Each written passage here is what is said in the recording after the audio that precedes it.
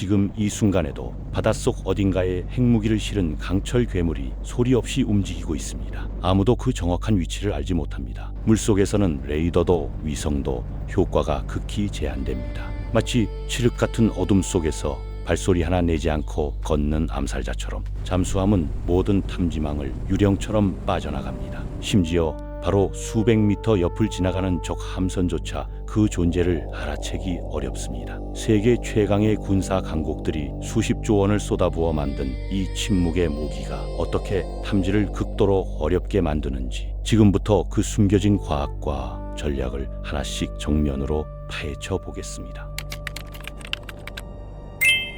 수심 200m 철제 원통 안에 갇혀서 엔진 소음만 들으며 숨죽이고 있다고 상상해 보십시오. 갑자기 저 멀리서 둔탁한 폭발음이 들려옵니다. 폭레입니다. 하나 둘 점점 가까워집니다. 선원들은 아무 말도 하지 않습니다. 소나 화면만 뚫어지게 바라보면서 머릿속으로는 단 하나의 질문만 맴돌고 있습니다. 우리 소리가 들렸을까? 이 질문 하나가 잠수함 전체 설계를 지배하는 철학이 됩니다. 본격적인 이야기에 앞서 핵심 개념 하나를 먼저 짚겠습니다. 바로 소나입니다. 소나는 사운드 내비게이션 앤 레인징의 앞 글자를 딴 단어로 소리를 이용해서 물속의 물체를 찾아내는 장치입니다. 눈이 아무 쓸모없는 깜깜한 바닷속에서 소리만이 유일한 감각기관이 됩니다. 박쥐가 어둠 속에서 초음파를 쏘아 먹이를 찾아내는 것과 정확히 같은 원리입니다. 바다에서 소나는 눈이자 귀이며 전투의 승패를 가르는 결정적 도구입니다. 그런데 이 소나 기술이 처음부터 지금처럼 정교했던 것은 아닙니다. 제2차 세계대전 당시 연합군은 에즈딕이라는 초보적인 소나로 독일 유보트를 추적했습니다. 독일 잠수함 함장들은 일찌감치 수온 약치로 내려가면 소나가 꺾인다는 사실을 경험으로 터득했습니다. 숲속 사냥개 울음소리를 따라가던 시대에서 이제는 숲 전체에 마이크를 심어놓은 시대로 바뀐 겁니다. 냉전 시절 미국은 대서양 해저에 소서스라는 수천 킬로미터짜리 케이블 소나망을 설치했습니다. 소련 잠수함의 움직임을 실시간으로 감시하기 위해서였습니다. 오늘날에는 헬기, 초계기, 수중부표가 서로 소나 정보를 실시간 공유하는 다중 협력 탐지 체계로 진화했습니다. 사냥꾼과 숨는 자의 기술 경쟁은 70년이 넘는 세월 동안 끊임없이 이어져 온 겁니다. 바다는 소리의 세계입니다. 빛은 수십 미터만 내려가도 완전한 암흑이 되지만 소리는 수천 킬로미터를 이동합니다. 공기 중에서 소리가 초속 340m로 이동한다면 물속에서는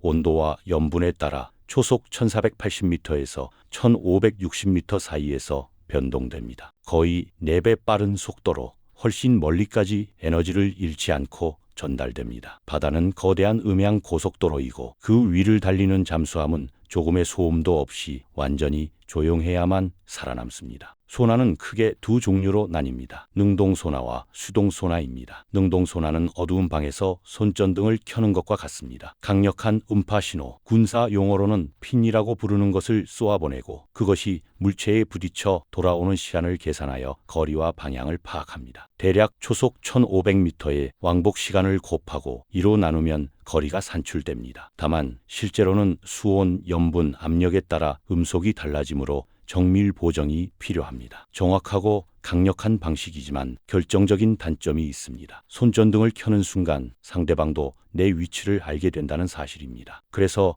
은밀 작전에서 능동 소나를 먼저 사용하는 잠수함은 극히 드뭅니다. 먼저 핑을 날리면 상대가 그 신호를 역추적해서 먼저 어뢰를 발사할 수 있기 때문입니다. 능동 소나는 긴급 상황이나 훈련 또는 특수 임무에서만 제한적으로 사용됩니다. 수동 소나는 완전히 다른 방식입니다. 아무것도 내보내지 않고 오직 귀만 기울입니다. 시끄러운 카페에서 멀리 있는 친구 목소리만 골라 듣는 것처럼 바닷속 소음 속에서 특정 엔진 진동수와 프로펠러 회전 패턴만을 걸러냅니다. 현대 해군은 세계 각국 군함들의 소리 데이터베이스를 이미 구축해두고 있습니다. 적 잠수함의 소리가 감지되면 저장된 패턴과 비교하여 어느 나라 어느 함급인지까지 파악해냅니다. 기계학습 알고리즘 도입 이후 그 정확도는 더욱 높아졌습니다. 잠수함은 배 뒤에 수백 미터짜리 케이블을 끌고 다니기도 하는데 이것을 예인 소나 배열이라고 합니다. 케이블 끝에 달린 수중 청음기들이 엔진 소리에서 멀리 떨어져 있어 훨씬 민감하게 신호를 감지합니다. 그렇다면 잠수함은 어떻게 소리를 줄일까요? 모든 설계가 소리와의 전쟁을 전제로 이루어집니다. 선체 내부 엔진은 바닥에 접 고정하지 않고 두꺼운 고무 쿠션 위에 올려놓습니다. 진동이 선체로 전달되는 경로 자체를 차단하는 구조입니다. 냉각 펌프, 발전기, 환기팬 같은 장비들까지 전부 방진 마운트 위에 설치됩니다. 일반 군함이라면 대수롭지 않게 넘길 진동 하나하나가 잠수함에서는 수십 킬로미터 떨어진 적 소나에 감지될 수 있는 치명적인 신호가 됩니다. 선원 교육도 마찬가지입니다. 잠수함 안에는 침묵 프로토콜이라고 불리는 행동 수칙이 있습니다. 말소리조차 속삭임으로 낮추고 식사 시 그릇이 부딪히지 않도록 주의합니다. 함장의 명령은 가능하면 손짓 위주로 전달됩니다. 도구를 떨어뜨리거나 해치를 쾅 닫는 행위는 사실상 금지입니다. 그 작은 충격음 하나가 물을 타고 수십 킬로미터 밖까지 전파될 수 있기 때문입니다. 잠수함 함장이 가장 두려워하는 것이 적의 어배가 아니라 신병이 떨어뜨리는 스패너 하나라는 말은 실전 현장의 무게감을 그대로 담고 있습니다. 이 극한의 침묵 환경이 승조원들에게 상당한 심리적 압박을 줍니다. 수개월간 좁은 공간에서 소음 하나에도 긴장을 늦출 수 없는 생활이 이어집니다. 이를 극복하기 위한 훈련과 심리 관리가 현대 잠수함 전력의 중요한 축을 이루고 있습니다. 여기서 한 가지 중요한 질문이 생깁니다. 핵잠수함과 디젤 잠수함 중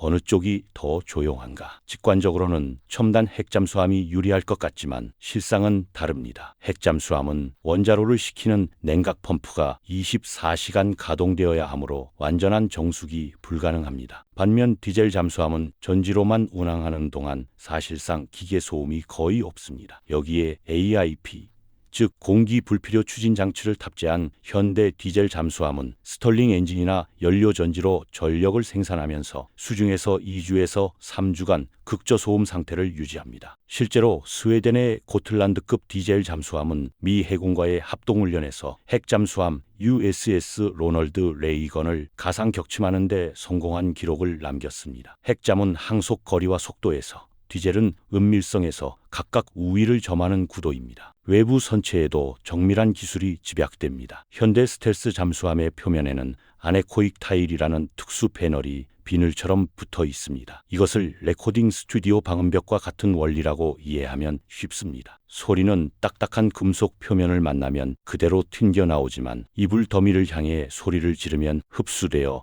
반사가 거의 일어나지 않는 것처럼 아네코익 타일은 합성 고무와 폴리머 복합재로 만들어져서 적의 소나 신호를 흡수하고 산란시킵니다. 일부 타일은 내부에 미세 기포층이 들어있어서 소나 에너지를 열로 변환하여 소멸시킵니다. 타일마다 밀도와 두께를 달리 설계하여 넓은 주파수 대역을 흡수할 수 있도록 합니다. 구체적인 재료 조합은 미국, 러시아, 중국 모두 최고 기밀로 분류되어 있습니다. 프로펠러는 잠수함 소음의 최대 난제입니다. 프로펠러가 빠르게 돌면 날개 뒷면 주변의 수압이 급격히 낮아집니다. 베르누이 원리에 따라 빠른 흐름은 낮은 압력을 만들고 압력이 낮아지면 물의 끓는 점도 낮아집니다. 탄산음료를 3개 흔든 다음 뚜껑을 열면 거품이 폭발적으로 터져나오는 것처럼 프로펠러 날개 뒤에서도 수증기 거품이 순식간에 생겼다가 터집니다. 이것이 캐비테이션입니다. 거품이 터질 때마다 작은 폭발음이 발생하고 그 소리가 수십 킬로미터 밖까지 전달됩니다. 현대 잠수함은 프로펠러 날개를 대구경 저속 형태로 설계하여 캐비테이션이 발생하기 어려운 조건을 만들어냅니다. 아예 프로펠러 전체를 원통형 덮개 안에 넣는 펌프제트 추진 방식도 광범위하게 사용됩니다. 덕트가 바닷물의 흐름을 정리하면서 캐비테이션 발생 조건 자체를 억제합니다. 소음 저감만으로 충분하지 않습니다. 바다 자체를 전술적으로 활용해야 합니다. 바닷물은 위아래가 모두 동일한 균질한 액체가 아닙니다. 깊이에 따라 온도, 압력, 염분이 달라지고 그에 따라 소리의 속도도 변합니다. 이 변화를 층별로 나타낸 것을 음속 분포라고 합니다. 이것은 마치 밀도가 서로 다른 젤리 케이크와 같습니다. 층마다 굵기가 달라서 음파가 꺾이고 휘면서 예상치 못한 방향으로 나아갑니다. 소리가 급격히 변하는 층을 만나면 굴절되거나 반사되어 어떤 구역에는 아예 도달하지 못하는 음향 사강지대가 형성됩니다. 특히 중요한 것이 수온 약층입니다. 바다 표면 근처는 햇볕을 받아 따뜻하지만 일정 깊이 아래로는 온도가 급격히 낮아지는 구간이 있습니다. 이 경계층이 수온약층입니다. 능동소나의 핀이 이 층에서 굴절되어 꺾여버립니다. 수온약층 아래로 들어간 잠수함은 위에서 발사하는 소나로는 탐지가 극도로 어려워집니다. 냉전시대 내내 잠수함 함장들이 이 층을 본능적으로 찾아 내려갔던 이유이며 실전에서 효과가 검증된 전술입니다. 더 깊이 내려가면 소파 채널이라는 자연현상이 있습니다. 소리가 가장 느리게 이동하는 깊이층이 형성되는데 소리는 항상 느린 쪽으로 굽어드는 성질이 있습니다. 이 층으로 소리가 수렴되어 수천 킬로미터를 에너지 손실 없이 이동합니다. 소파 채널은 주로 먼 거리의 소리를 청취하는 데 유리합니다. 다만 자신이 소음을 낼 경우 그 소리도 동일하게 멀리 전파되는 양날의 검이기도 합니다. 연안 해역에서는 해저 산맥이나 협곡을 따라 기동하는 지형 은폐 전술도 사용됩니다. 전투기가 레이더를 피하기 위해 산 능선 바로 아래를 저공 비행하는 것처럼 잠수함은 해저 지형을 방패로 삼아 소나의 사각지대를 만들어냅니다. 바다는 단순한 파란 공간이 아닙니다. 소리가 곱고 꺾이고 소멸하는 3차원 전술 지형입니다. 이 전술들이 실제 전장에서 어떻게 펼쳐지는지 한 장면으로 재구성해 보겠습니다. 저 멀리 초계기가 능동소나 부표를 투하합니다. 핑 소리가 울립니다. 잠수함 함장은 즉시 반응합니다. 수온약층 아래로 급속 하강. 핑 신호가 수온약층에서 꺾여 잠수함을 비껴갑니다. 그러나 동시에 상대 함정의 엔진음이 예인소나 배열에 포착됩니다. 함장은 엔진음의 패턴을 분석하고 상대의 위치와 속도를 역계산합니다. 그 다음은 침묵대기입니다. 잠수함은 해저 산맥 뒤편으로 천천히 이동합니다. 소나 사각지대로 완전히 진입합니다. 추적하던 초계기는 신호를 잃습니다. 이것이 실제 대잠 전술의 고양이와 쥐 게임입니다. 단 한 번의 판단 착오가 생사를 가릅니다. 소나가 전부가 아닙니다. 잠수함에는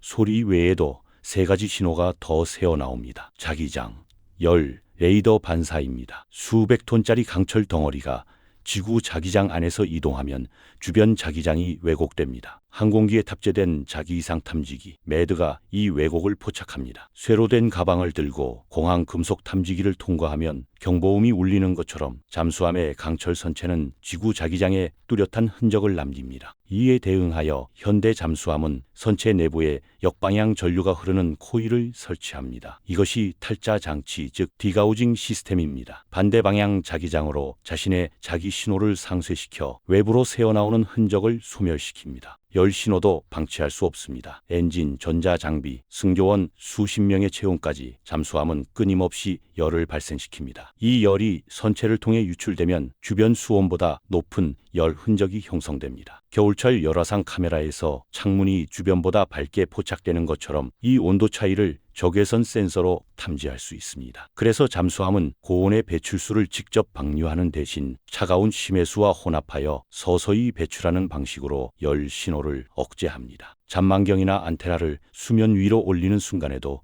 위협이 발생합니다. 레이더 신호가 잠망경 같은 금속 구조물에 닿으면 강하게 반사되어 감시 항공기와 위성의 선명한 점으로 탐지됩니다. 현대 잠수함의 잠망경과 마스트는 B2 스텔스 폭격기의 설계 원리를 적용합니다. 표면을 각진 형태로 제작하여 레이더 신호를 정면으로 반사하지 않고 사방으로 분산시키거나 레이더 흡수 소재를 코팅하여 신호 자체를 약화시킵니다. 수면 근처에서 기동할 때 생기는 물의 소용돌이와 파문, 이른바 항적 역시 위성과 초계기가 포착합니다. 이에 설계 단계부터 전산 유체역학 시뮬레이션으로 항적 최소화 연구가 이루어집니다. 이 기술들이 실전에서 어떤 위력을 발휘했는지 보여주는 사례가 있습니다. 1982년 포클랜드 전쟁 당시 아르헨티나의 디젤 잠수함 산루이스함은 영국 초계기의 소나망을 피해 전투 해역 생존에 성공했습니다. 발사한 어뢰는 기계 결함으로 명중에 실패했지만 탐지망을 피해 살아남은 것 자체가 스텔스 전술의 가치를 증명했습니다. 저속 운항과 해저 지형 은폐를 결합한 전술이 영국의 최첨단 대잠 전력을 상대적으로 어렵게 만든 겁니다. 이 경험은 이후 각국 해군에서 디젤 잠수함의 전술적 가치를 재평가하는 계기가 되었습니다. 현대 디젤 잠수함들은 AIP, 즉 공기 불필요 추진 장치를 탑재하여 수중에서 장시간 저소음 운항이 가능해졌습니다. 스털링 엔진이나 수소 연료인지 방식으로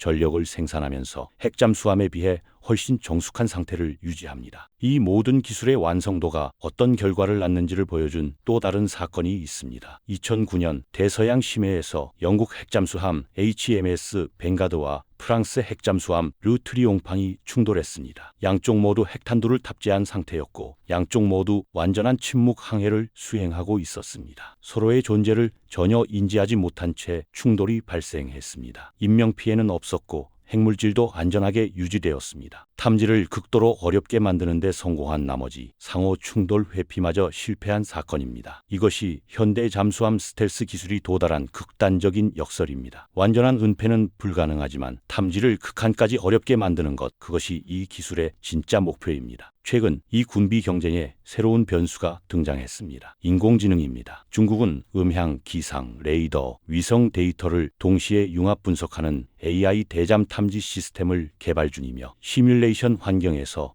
95%에 달하는 추적 성공률을 발표했습니다. 그러나 잠수함 측도 가만히 있지 않습니다. AI로 적 탐지 패턴을 실시간 분석하여 예측 회피 경로를 계산하는 기술, 그리고 소리를 물리적으로 차단하는 메타물질 방음 코팅이 동시에 개발되고 있습니다. AI 댐 AI의 새로운 수중 전쟁이 시작된 겁니다. 미래는 더욱 치열해집니다. 수중 무인 잠수정들이 광역 그물망 형태로 배치되어 실시간 소나 데이터를 공유하는 분산형 탐지망이 개발 중입니다. 양자 센서를 활용한 탐지 방식도 아직 실험 단계이지만 미세한 수압 변화로 잠수함을 감지할 가능성이 연구되고 있습니다. 해저 지진파를 활용하는 탐지 방식도 연구 단계에 있습니다. 이에 맞서 잠수함은 더 조용하게, 더 깊이, 더 정교한 경로로 이동하는 방향으로 계속 진화하고 있습니다. 스텔스와 탐지의 군비 경쟁에는 끝이 없습니다. 결국 이 모든 기술의 핵심은 단순합니다. 잠수함은 존재 자체만으로 엄청난 전략적 압박을 형성합니다. 수천 킬로미터 해역 어딘가에 핵무장 잠수함이 존재한다는 사실 하나만으로 어떤 나라도 선제 공격을 쉽게 결정하지 못합니다. 눈에 보이지 않기 때문입니다. 어디서 반격이 날아올지 알 수 없기 때문입니다. 이것이 억지력의 본질이고 잠수함이 존재하는 진짜 전략적 이유입니다. 침묵은 전술이 아닙니다. 침묵이 곧 전략이고 침묵이 곧 무기입니다. 그 침묵 뒤에는 이런 메시지가 분명하게 새겨져 있습니다. 우리는 여기 있다. 적어도 당신들의 현재 기술로는 찾기 어렵다. 그리고 바로 그것으로 충분하다는 것, 그것이 잠수함의 전략적 본질입니다. 문제는 이것입니다. AI가 결국 잠수함을 완전히 찾게 된다면 핵 억지력의 균형은 무너질까요?